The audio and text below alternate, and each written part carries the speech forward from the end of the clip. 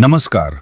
महाराष्ट्र शासनाने एक महत्त्वाचा आणि दिलासादायक निर्णय घेतला आहे.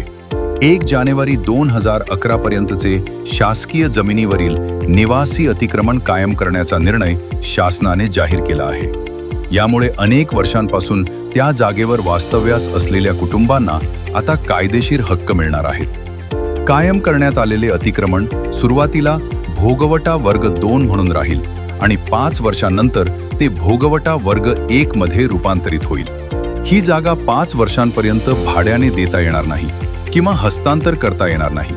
तसेच रहिवासी क्षेत्रात दैनंदिन गरजांसाठी असलेली किराणा दुकाने, मेडिकल स्टोअर्स, पिठाची गिरणी, दवाखाने अशा छोट्या व्यावसायिक अतिक्रमणांनाही दिलासा देण्यात आला आहे. हे अतिक्रमण देखील कायम करण्यात येणार आहेत. सर्व अतिक्रमण धारकांनी 1 जानेवारी 2011 पूर्वीचे अतिक्रमण असल्याचा पुरावा सादर करणे बंधनकारक आहे.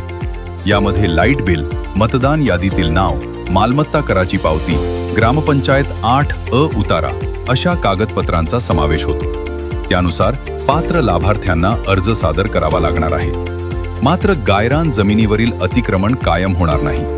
अशा अतिक्रमण धारकांना प्रधानमंत्री आवास योजनेअंतर्गत घर उपलब्ध करून दिले जाणार आहे.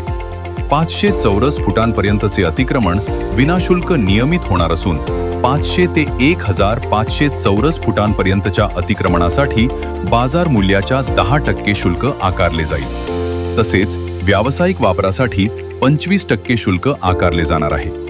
मात्र 1500 चौरस फुटांपर्यंतचे अतिक्रमणच या योजनेअंतर्गत कायम केले जाणार आहे.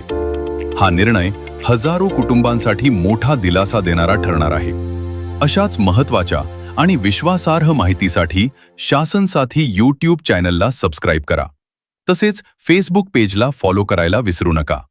आणि हा व्हिडिओ जास्तीत जास्त शेअर करा. धन्यवाद.